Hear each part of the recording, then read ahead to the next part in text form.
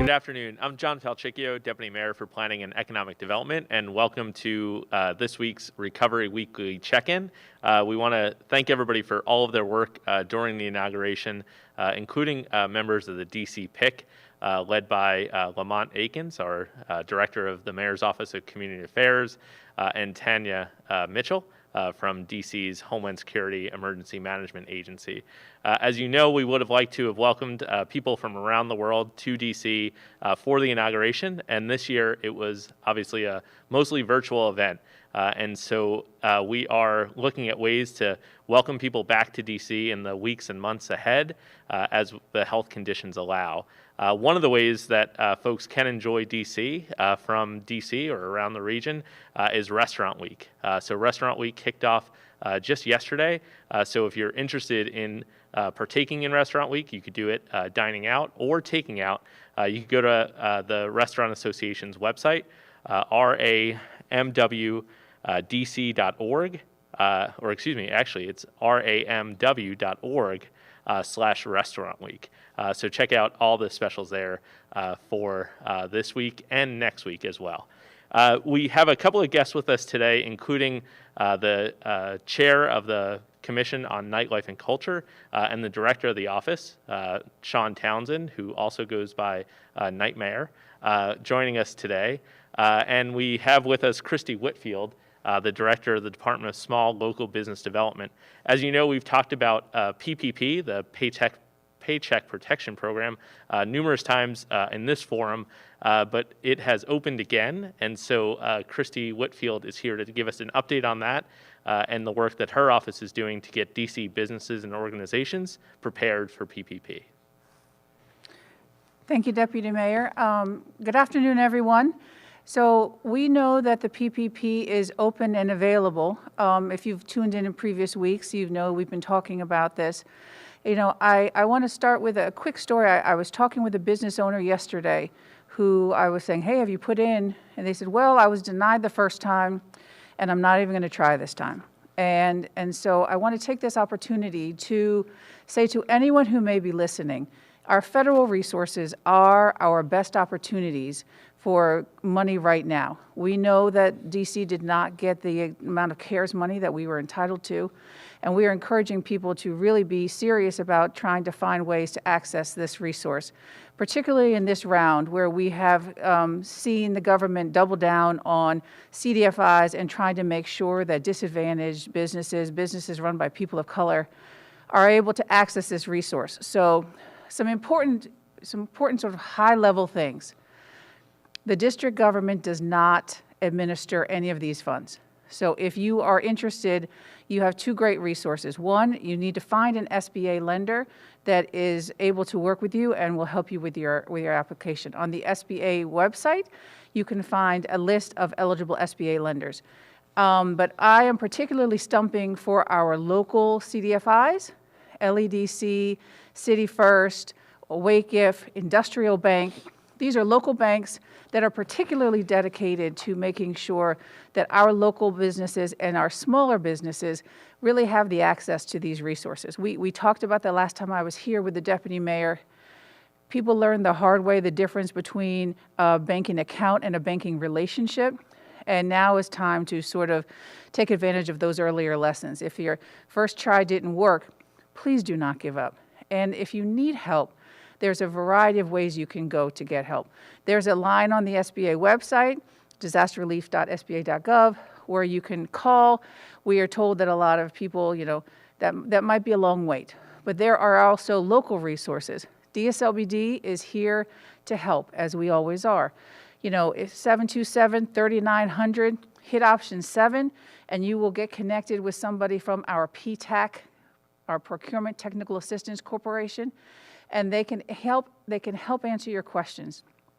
Our local chambers are also providing help with technical assistance. We know that the downtown DC BID, who I believe will be here next week, has a relationship with a local accounting firm that is offering 4 hours of free accounting services. So please, if you are a business within the downtown BID's catchment area, please take advantage of these resources.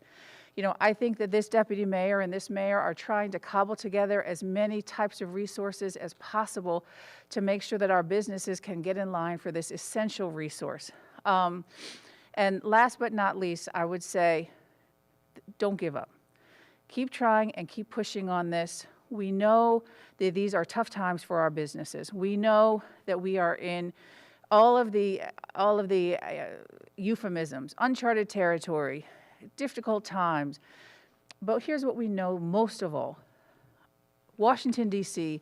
is a resilient city with resilient businesses, and that we will continue to stay in lockstep with our businesses and be here to help you get through this together. So that's all. Thank you, Deputy Mayor. Thanks so much, Director, and appreciate all that you've done on this front. What's the best way if people want to call and they want someone to talk to about PPP and how they should approach it? What's the best way for them to do that? So the best way, if you're reaching out for DSLBD resources, 202-727-3900, hit option 7. But also don't forget your other local resources around the city. If you are in a main street, our main streets are helping. If you are interested, I know the DC Chamber is helpful, the Black Chamber, the Hispanic Chamber. You know, I think that there are a lot of places that you can go that can help you get your back office information together and get your application together. But don't call us first. And I don't often say that, but I'll say, call your bank first. Make sure that you are working with a lender that's going to work with you, because you don't want to be spinning your wheels and spend your time on a perfect application and not have anywhere to get it processed. As again, the district government is not processing these funds. The SBA approved lenders are processing these funds. So please call your lenders, make sure that they have the capacity. Some banks are oversubscribed and might not be able to be taking extra applications. But call them first and make sure. So LEDC, Industrial Bank, City First Bank, Wakeif, you know, we know that they are adamant about making sure that our smaller local businesses are getting access to these resources. So the first call is to make sure you have a willing banking partner. And then the second call would be to any of the information that we see on the screen. And thank you for that, Director. And this is a good time to understand whether you have a bank account or a bank relationship.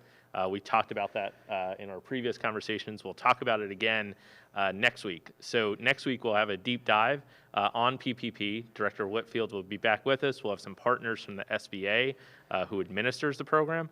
And so we'll have some more of that information and a deeper dive on PPP next week, next Tuesday at 4 p.m. So we hope you'll join us then. If you want to join this conversation, you could do so on social media by using the hashtag DCHope. You can do that on Twitter or in Facebook as well. And so if you want to join the conversation, you can do that. If you're on the phone line, you could press 0 now, and that'll get you into the queue to ask a question. So next up, we want to bring into the conversation one of the directors I forgot to mention is Fred Musali, the director of the of ABRA, or Alcohol Administration, Alcohol Beverage Regulatory Administration. Sorry, getting a little tongue-tied today. And Sean Townsend, who's the director of the Office of Nightlife and Culture, and to talk about a few of the programs and initiatives that they're working on for us. And then they'll bring in some guests that we have joining us today as well. So with that, I'll go to Director Townsend. Thank you, Deputy Mayor, and good afternoon to everyone else here today and all of our viewers and listeners. I just wanted to start with a couple of updates from the Office of Nightlife and Culture. The first one, as the Deputy Mayor mentioned in his opening remarks, Restaurant Week is in effect, and it is 2 weeks this time around. So if you would like to find out more information regarding participating restaurants, feel free to go to ramw.org /Restaurant Week. A more important topic related to Restaurant Week, in talks with MPD, they have seen a spike in auto thefts, not specifically related to any one particular area of the city, but a lot of them have been related to delivery drivers and customers leaving their car on while they go inside of a restaurant to pick up food. And we've seen an increase in auto thefts because of this. I'll repeat that. Customers and delivery drivers are leaving their vehicles on while walking into a restaurant to pick up food. So if you're in a rush, I understand. I'm in a rush as well sometimes, but I do turn my vehicle off and I take my keys with me. So just want to remind folks, if you are picking up food, whether you're working or for your family or your own leisure, please lock up your belongings, and take your keys so it can be there when you have your food and you come back outside. Next up, the Office of Planning is just announced that they are conducting a survey related to outdoor dining and how the public, whether it's a patron or a business, how they have enjoyed or not enjoyed outdoor dining, whether that's a streetery or a parklet. We want to hear from you all in the public so that can help us, kind of figure out things for the future, what the future looks like with outdoor dining. You can visit, it's a sort of cryptic website, but if you go to the Office of Planning's website, you should be able to find a link there for the survey as well. And I want to thank the Office of Planning for putting that survey together. Just a reminder about snow. We did see some snowflakes last night and early this morning. There will be streeteries and parklets. The only time that the operations will be suspended is if the mayor declares a snow emergency. Yesterday, a snow emergency was not declared. This is updated guidance that's located in the Winter Ready Outdoor Dining Guide that we revised a couple of weeks back when we had the initial snow scare. So just wanted to remind businesses and patrons as well that unless the mayor declares a snow emergency, streeteries and parklets can still be used. And that is all of my updates except for I have bridge fund updates. I think that's the $1 million question that. It's actually the $100 million question. $100 million question. So first, let me just thank the DMPED team and the third-party CDFIs that have been assisting us with this bridge fund. So a couple of updates. Currently, the restaurant and entertainment bridge fund are currently under review. Notifications for the restaurant bridge fund have begun to go out last week, and they will continue to go out the rest of this week. Entertainment venues will begin receiving notifications next week. For all funds, any applicants that met eligibility requirements but had missing documentation will be given an opportunity to cure those applications. Grant administrators have begun to reach out to applicants to cure those applications that have missing documents. Now, for the time of award disbursements, grant administrators are prepared to begin awarding disbursements for the Restaurant Bridge Fund this week.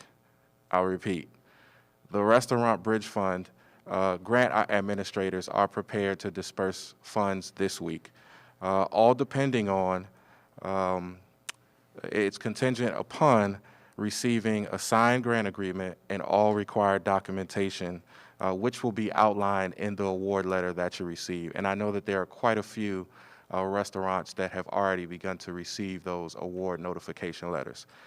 As it relates for retail and entertainment, they will be prepared to disperse funds, hopefully beginning by the end of next week. So look out for more information on the entertainment portion of the bridge fund if you applied for such.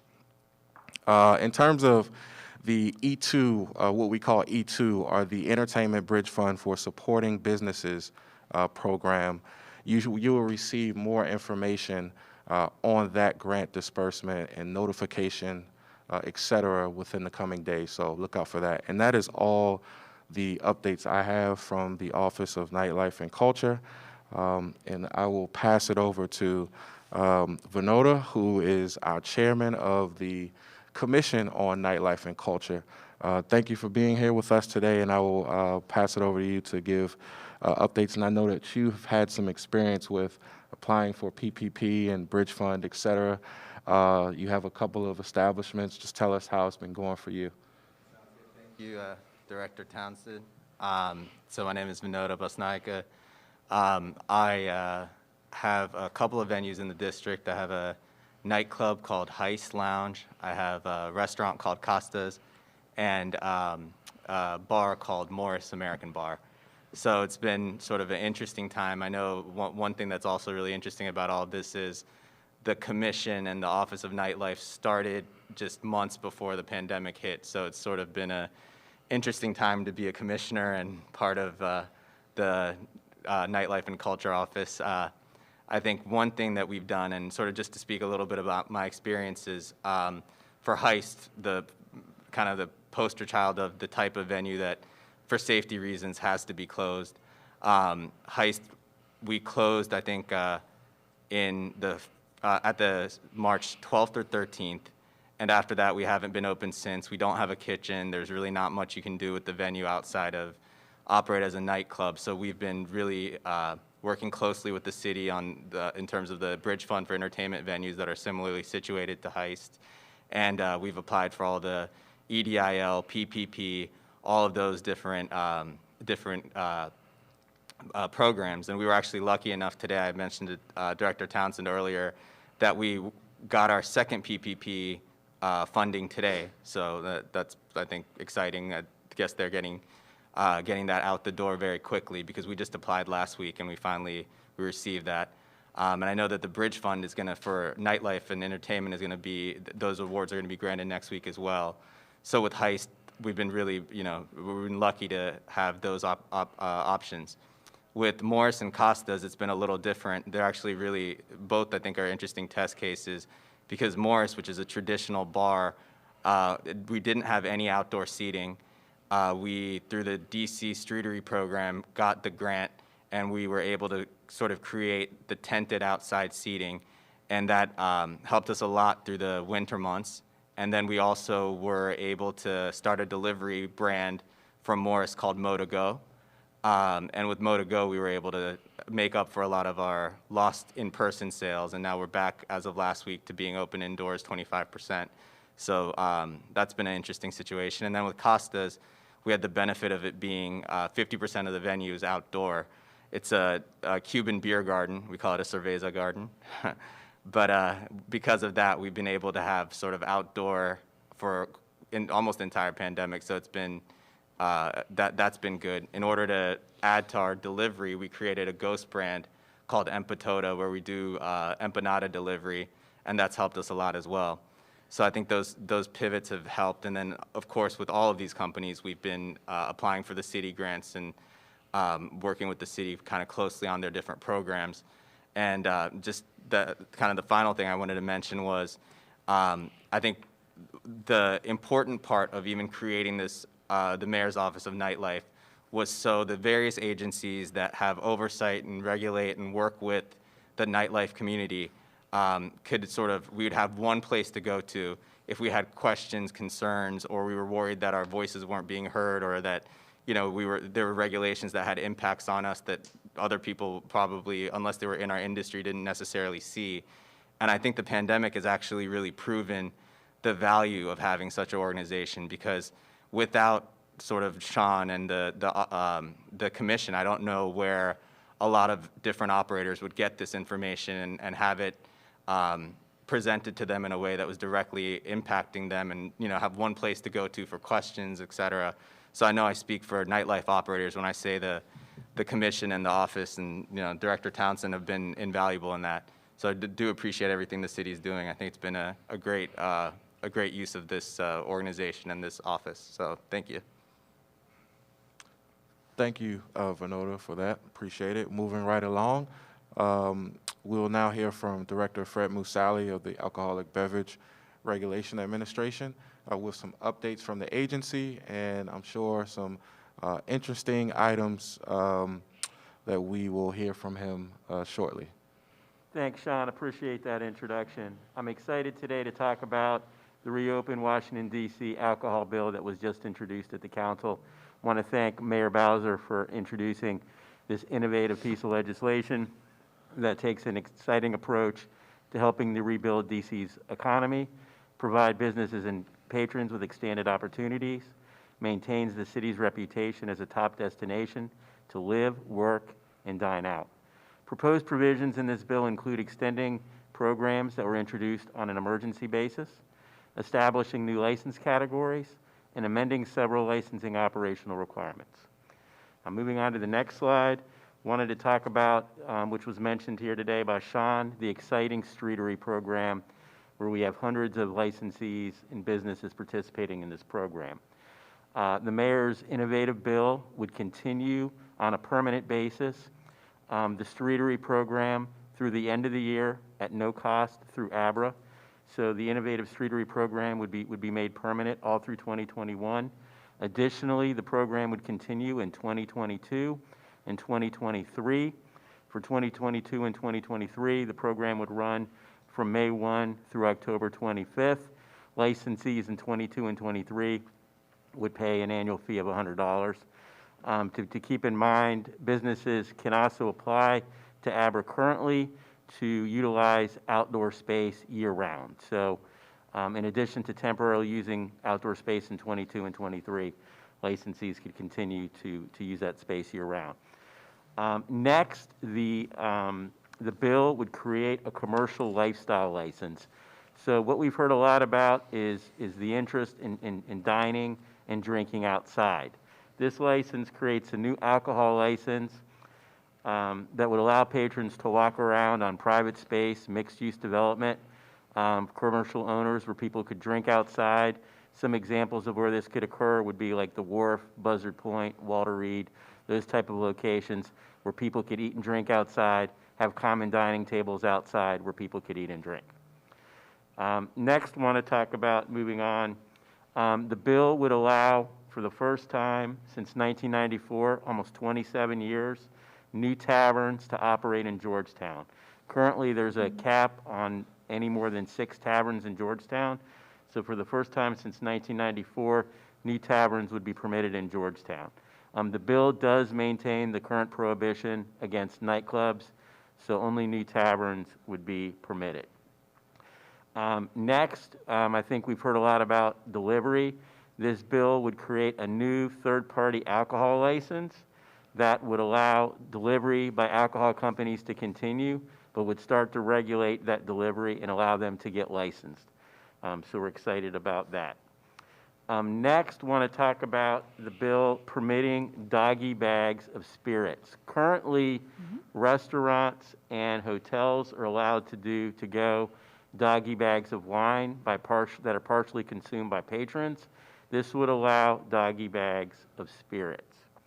Additionally, this bill would allow for various application hurdles to be made easier, talking about self-certifying applications, having electronic certifications of applications. Nightclubs would not have to resubmit their security plans every time they refile the application, only when they initially filed their application. And finally, excited to talk about the bill's proposals to attract new full-service grocery stores towards 7 and 8.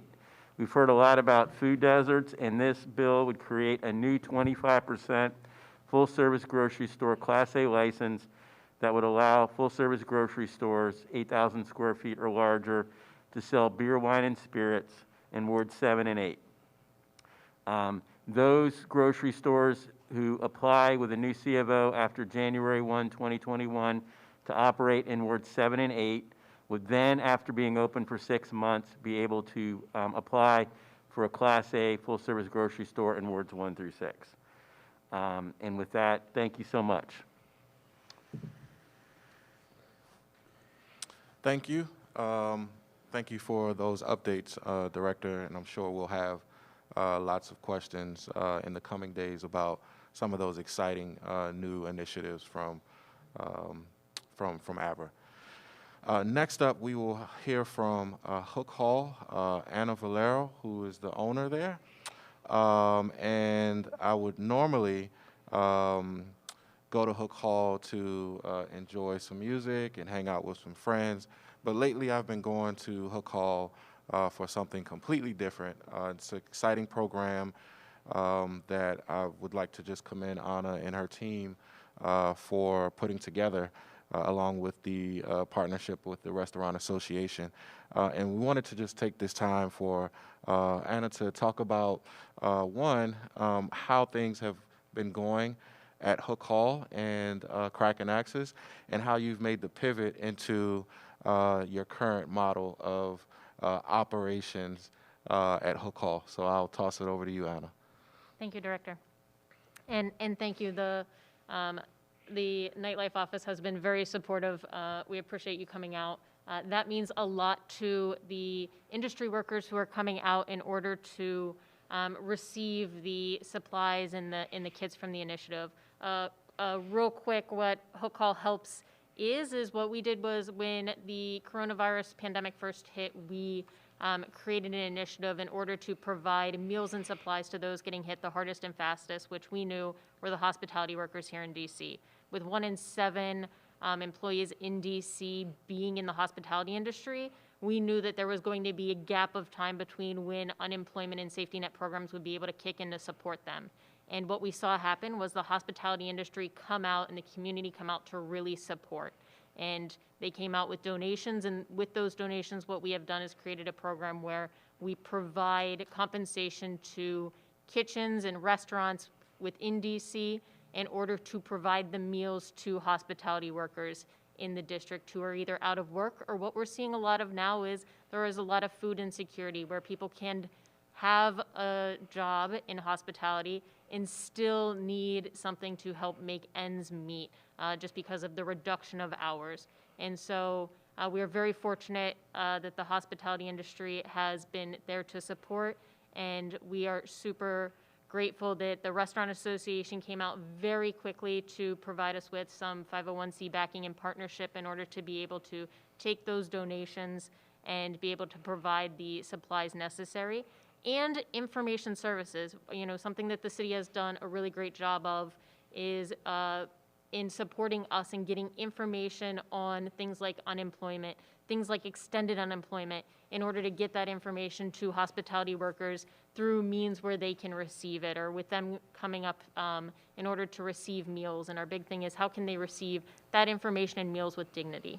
And so the Hook Hall Helps initiative has been part of what we were doing while we were shut down, and those efforts have continued. We continue to them now, especially with a lot of operators having to close down or reduce hours because of winter weather. We've seen a spike in need again, unfortunately.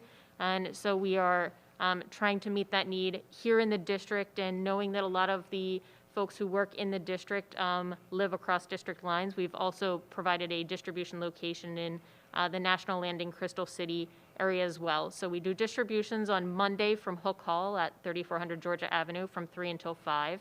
And then on Thursdays down on Crystal Drive at 2011 Crystal Drive from 3 to 5 as well on Thursdays. And during those distributions, hospitality workers can choose to pre-register or just show up.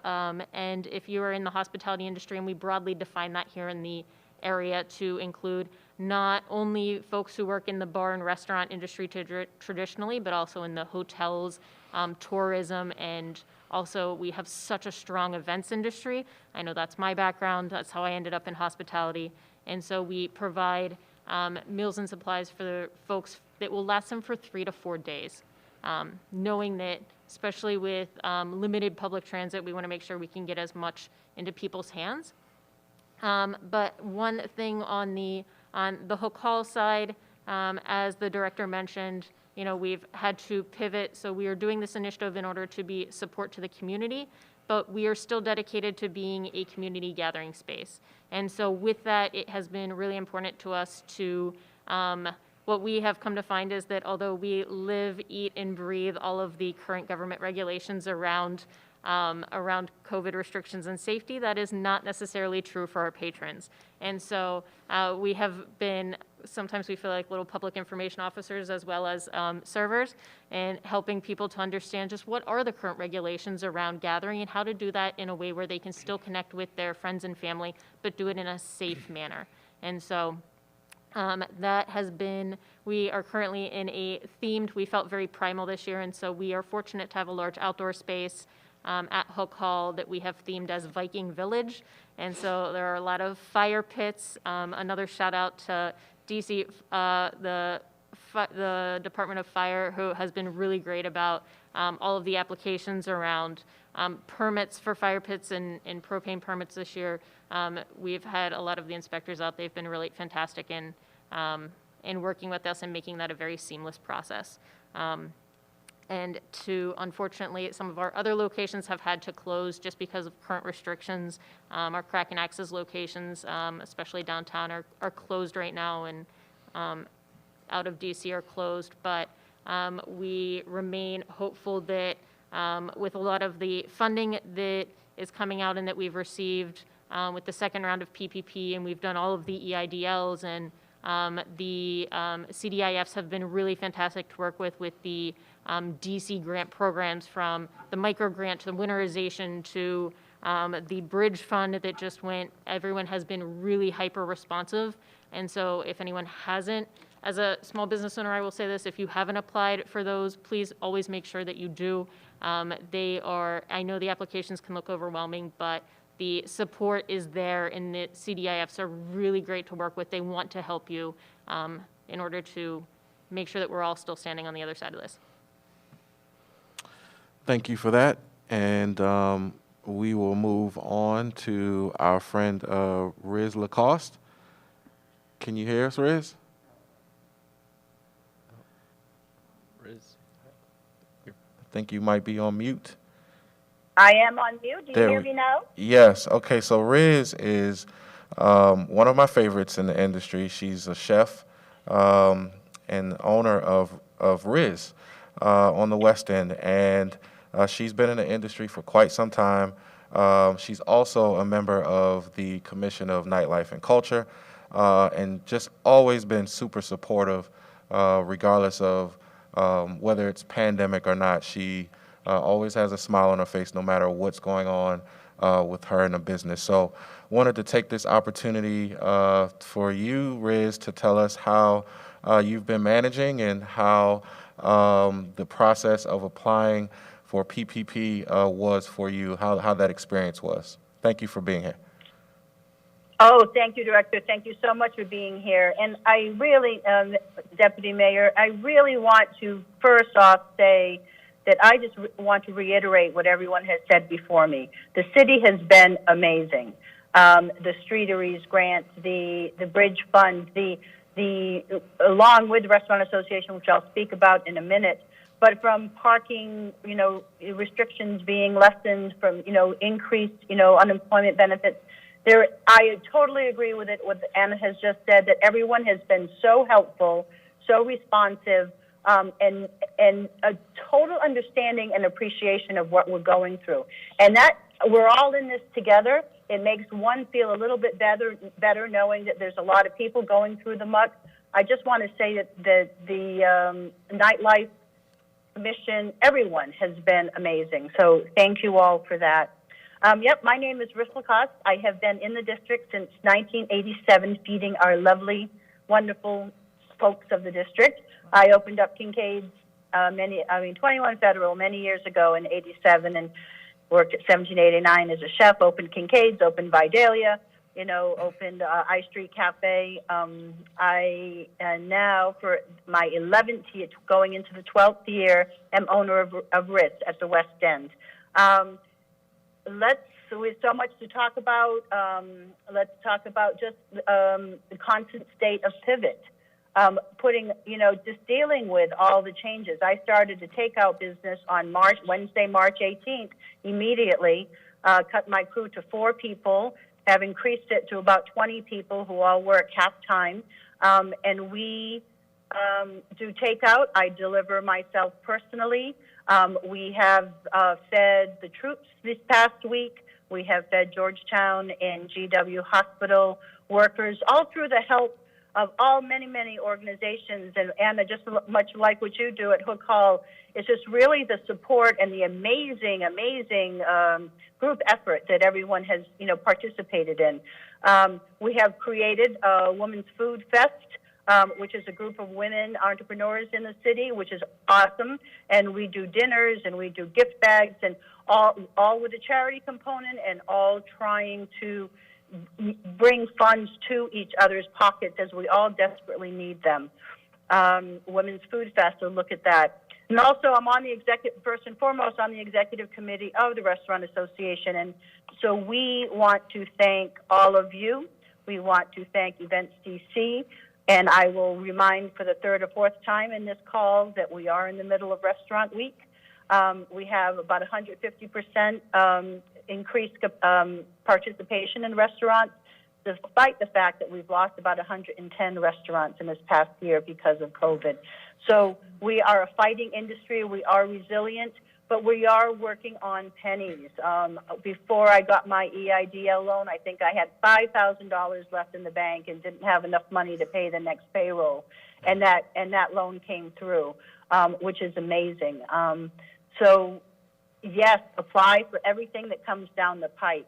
Know that they are there for you, and know that people are willing to support you. Everyone has been amazing. So fortunately, I have a great accounting firm who has done the application for me for PPP. It's great to hear that some of the funds are already out. And I have a great bank. I'm working with United Bank, and a great representative agent who I've worked with for a very, very long time. I had an SBA loan. I've had one about 6 or 7 years now. And so everyone has been extremely able, willing, and supportive. So for me, the PPP loan I have not received it yet, but we applied the first time. Forgiveness went through, so we are in good shape in that regard. I am here, however, if anyone has any questions or I can help in any way, I am more than happy to do that. We are working now, trying to get negotiation completed with our landlord, which I think is one of the issues that many of us have. Lots of restaurants have not paid rent, and I'm sure there are many others other than restaurants who have not paid rent.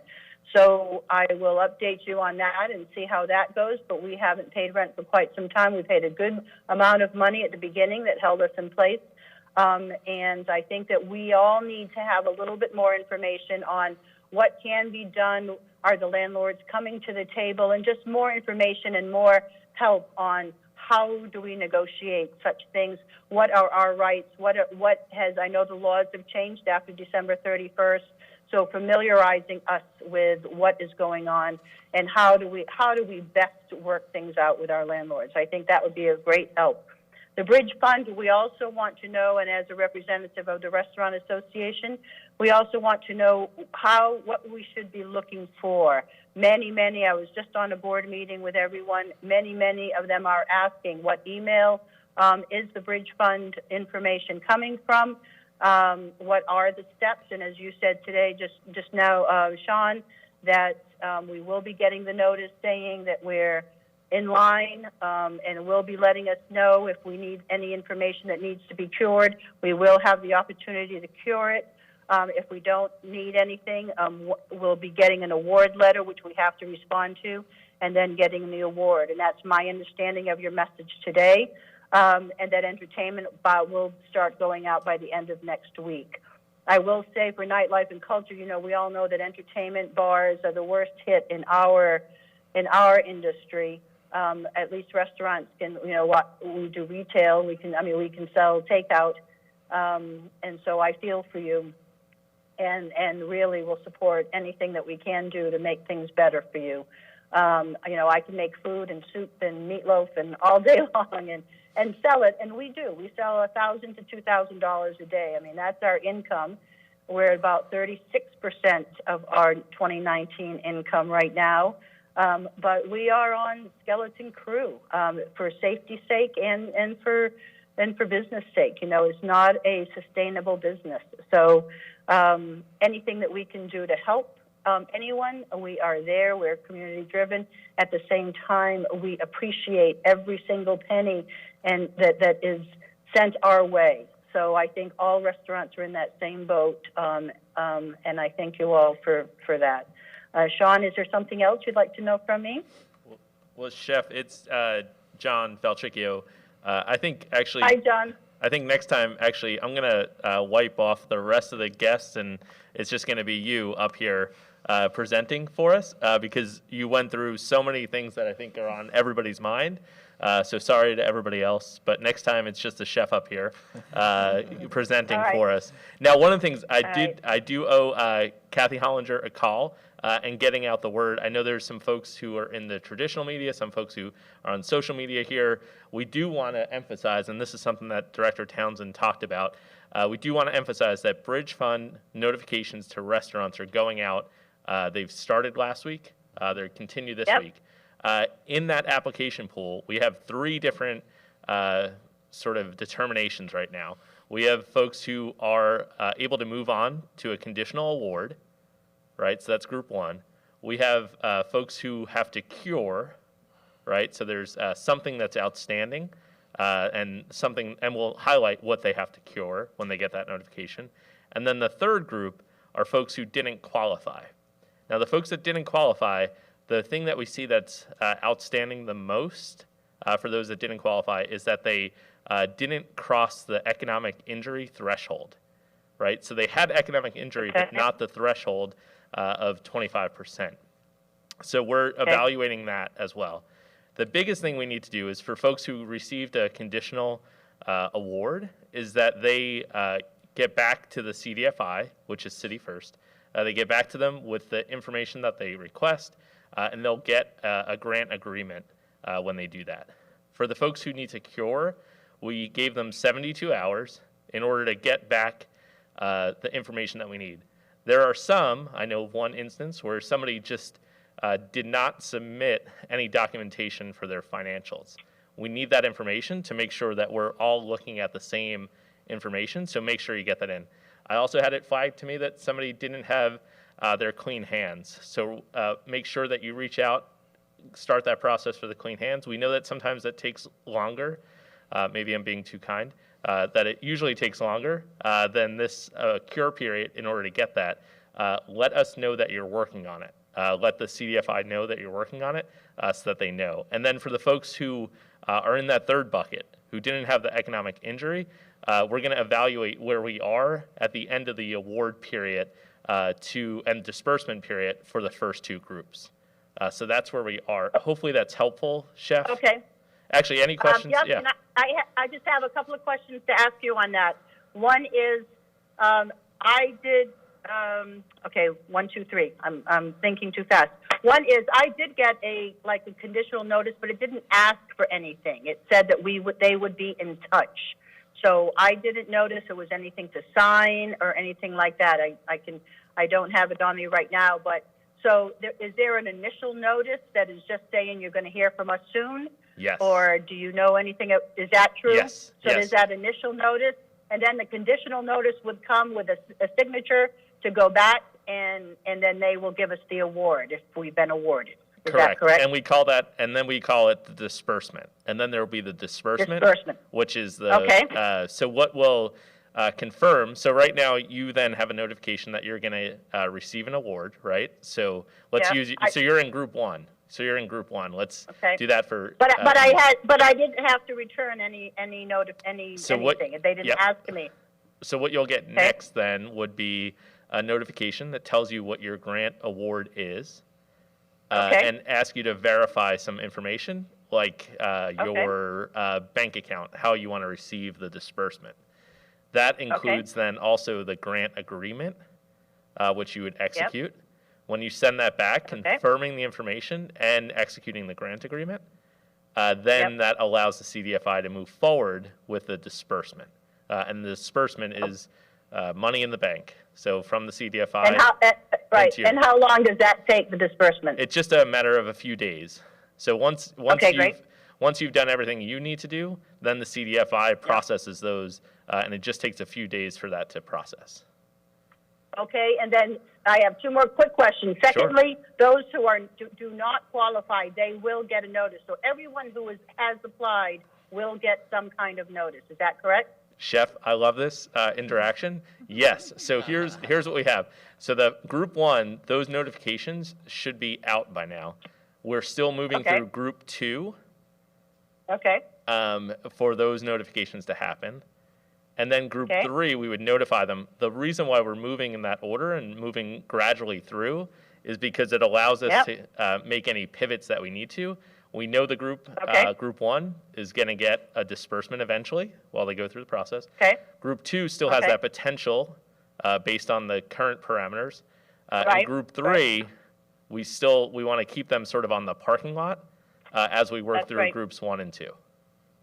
Okay, and my last quick question is, what is the email that we will be hearing from? Sure. So it actually will come from Restaurant Bridge Fund at CF, which is short for, or the initials for City First, enterprises.org.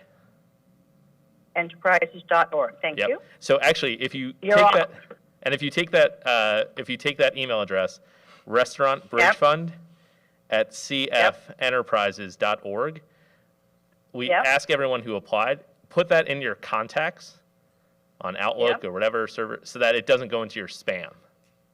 Okay, that's a great idea. So that's a little tip we have as well. So it's, again, it's Restaurant Bridge Fund at cfenterprises.org. Put that into your contacts so it doesn't go into spam. Thank you, Deputy Mayor. You've been awesome. All of you have been. I love you, Sean. Thank you.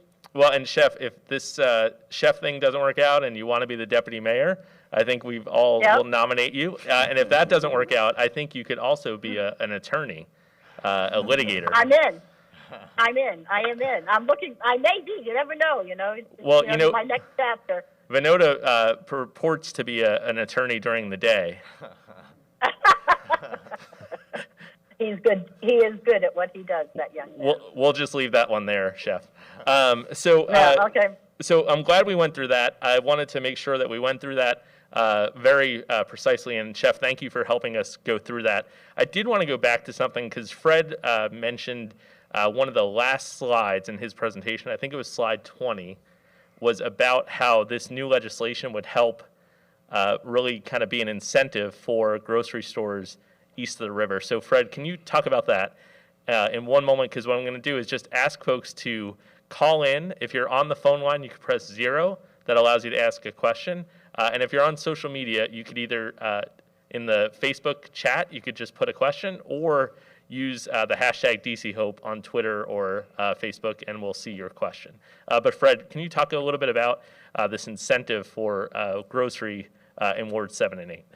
Love to. Thank you, Deputy Mayor. So the mayor's innovative bill would allow applicants of full-service grocery store, 8,000 square feet or greater, to apply to open a Class A grocery store in Ward 7 and 8. And so the incentives are really as follows. Currently, with very few exceptions, grocery stores can currently only sell wine and beer.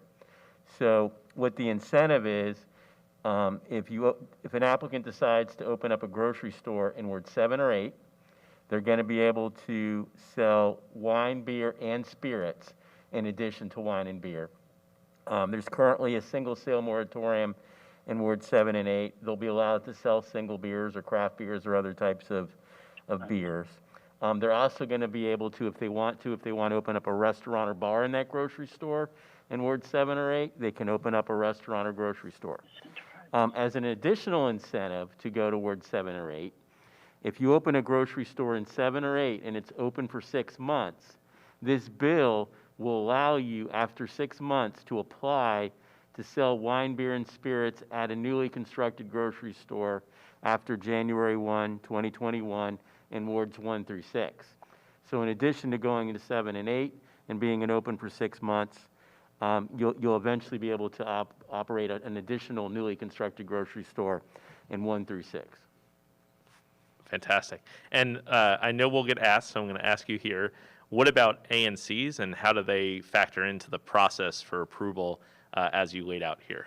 Sure, just like any new liquor license application, the ANC will have the opportunity to weigh in. They'll have an opportunity for public comment. Essentially, outside of the pandemic, grocery store applications undergo, and any application for a new alcohol license undergoes a 45-day public comment period. We put information in the DC Register. Notice is given to the ANCs. Notice is given to the council member whose ward the proposed, in this case, grocery store would be located. Fantastic. Thank you for that, Director. So let's go to some of the questions we have from some of the viewers. I think we had one, a call-in question.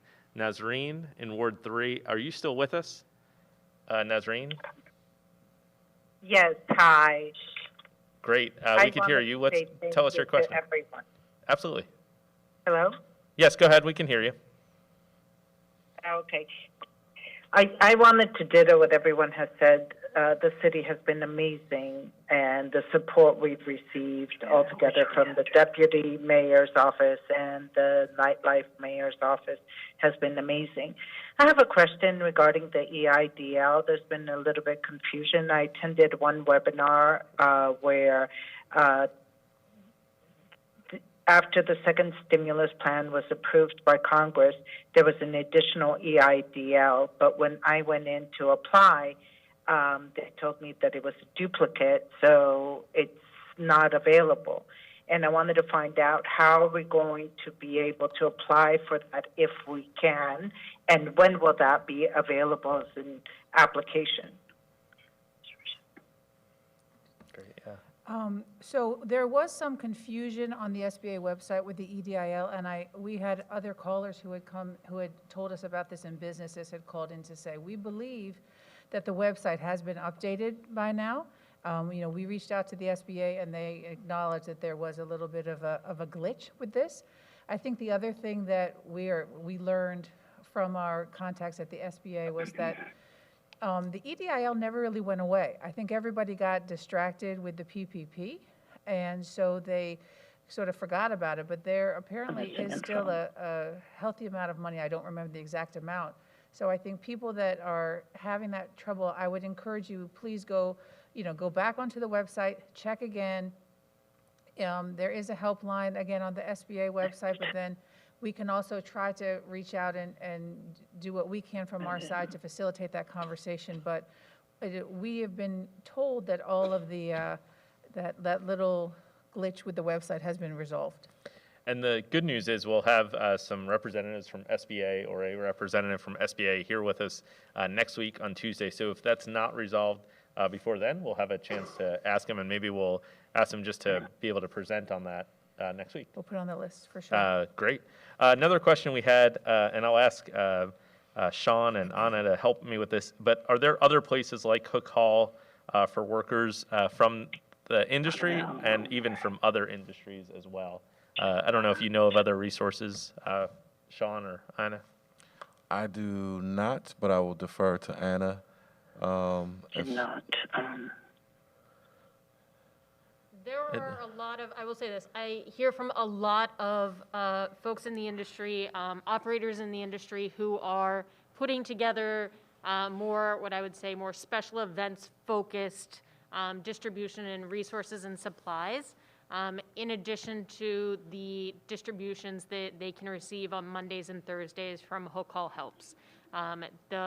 What I would recommend is what we try to do is make sure that anything that can benefit workers, that we get that on our website, hookhallhelps.com, as a resource page, in addition to making sure that the resources from the city are on there as well.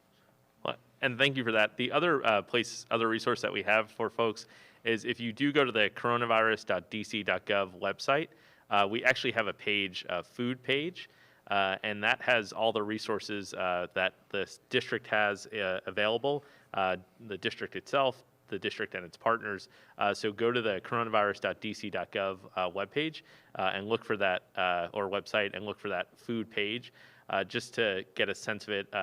Mike Rupert, who's with us from Octo, helps us track some of the web traffic, and that page is one of the most visited pages on that coronavirus.dc.gov website, just to give you a sense of where we are with the pandemic and the needs that folks have.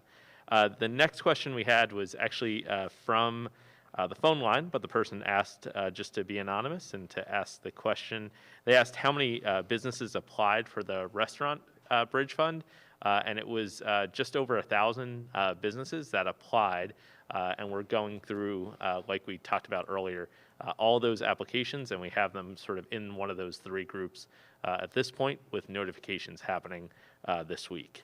And then another question that we got on Facebook, and I'm going to ask Sean to help me with this. Can a business appeal their grant amount determination / request additional funds?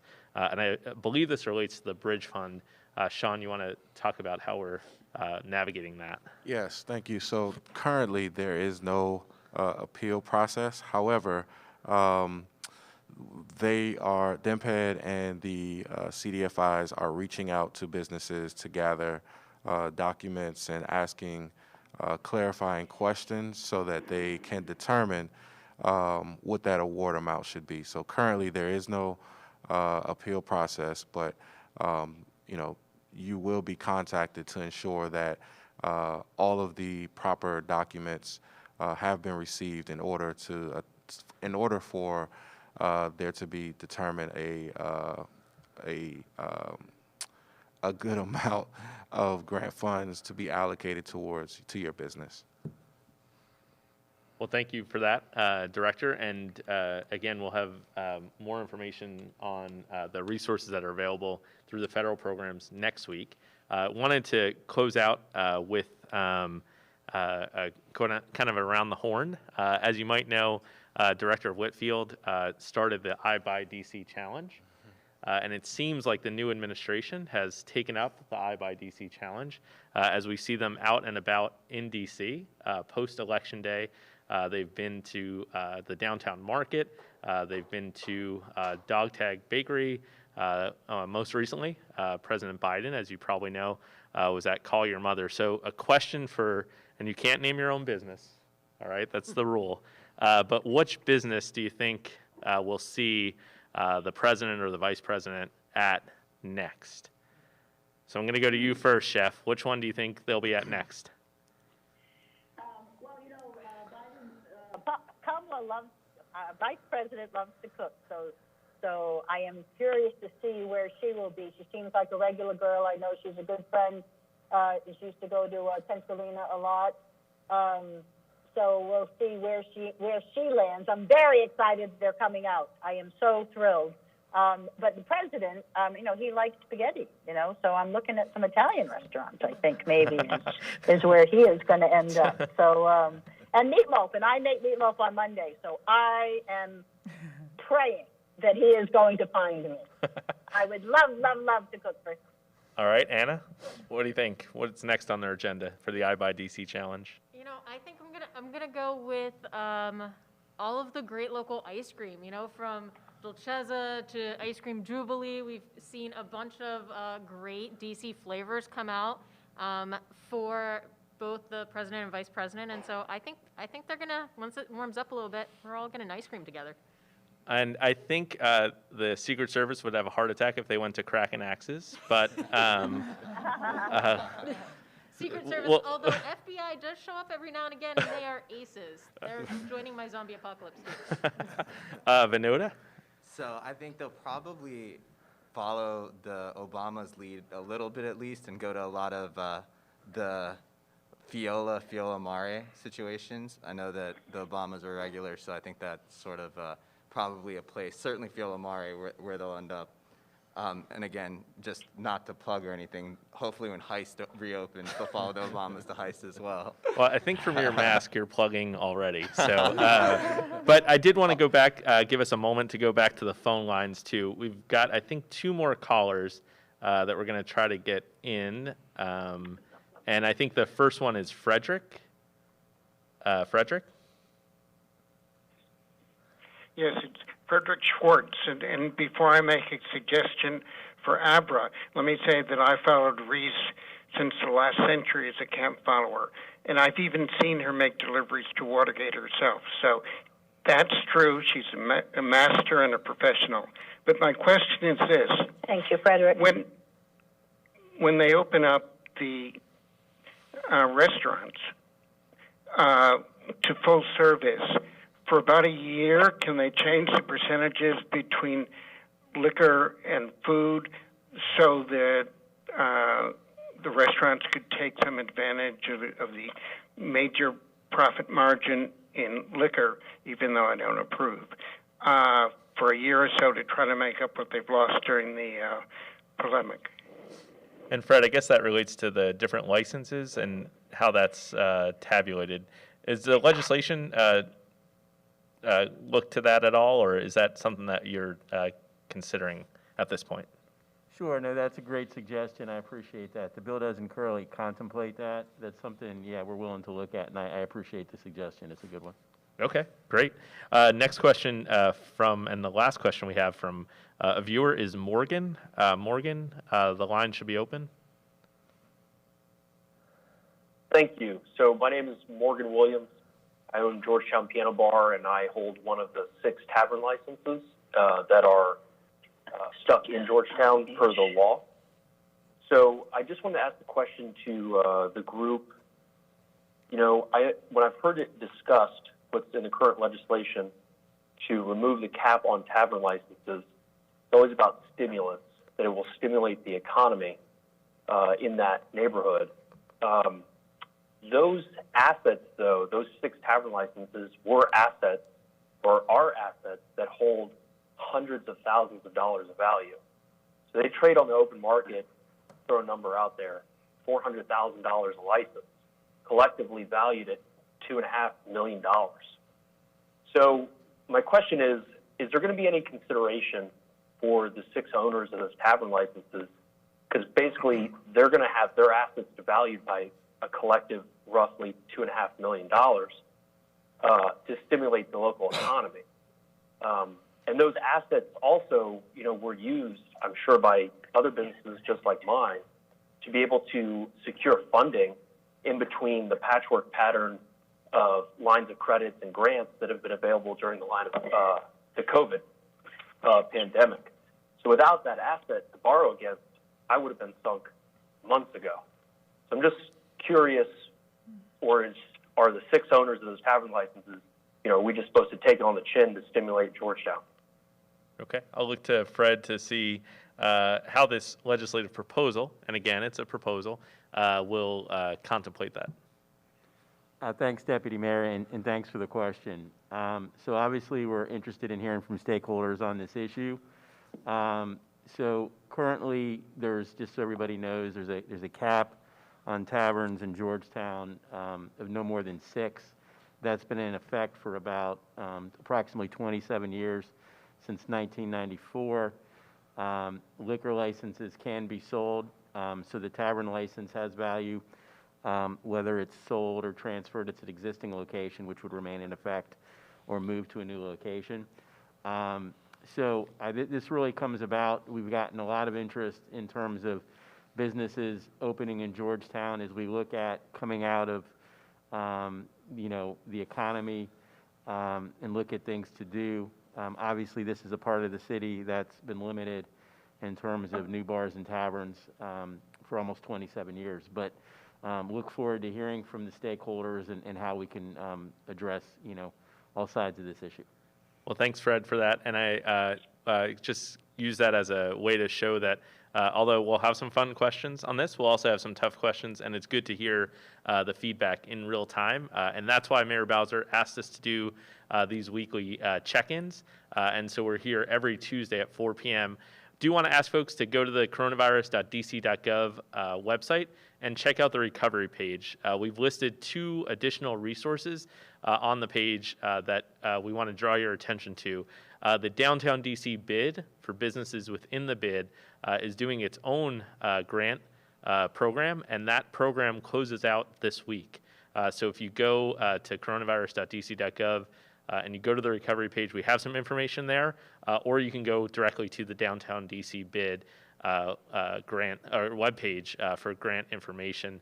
We know how stressed those businesses are, and so one of the things we'll talk to the SBA about next week too is if there's any resource available for businesses that were impacted by the inauguration perimeter. Thus far, we haven't identified any federal resources, but this program from the Downtown DC bid is one way we hope that businesses will have support. The other one is 2 weeks ago, Starbucks actually launched what it calls the Starbucks Community Resilience Fund, focused on advancing racial equity and environmental resilience by supporting small business growth and community development projects in Black, Indigenous, and people of color neighborhoods. Washington, D.C. Is one of the 12 cities that they're actually launching in and making this investment. So go to coronavirus.dc.gov/recovery, and that's where you can find more information about that program as well. So really want to thank everybody for joining us today. All of the folks who are on the panel, thank you for taking the time to do so. We are in the process of making sure that the Bridge Fund, as you heard today, is all being allocated and advanced to our businesses. So stick with us while we get through this process, and we're open to answer your questions. Next week, like we talked about, is about the Paycheck Protection Program, PPP for short. So we'll be back with Director Whitfield and some of our partners at the Small Business Administration to talk to you more about PPP. In the meantime, thanks for joining us today, and stay safe.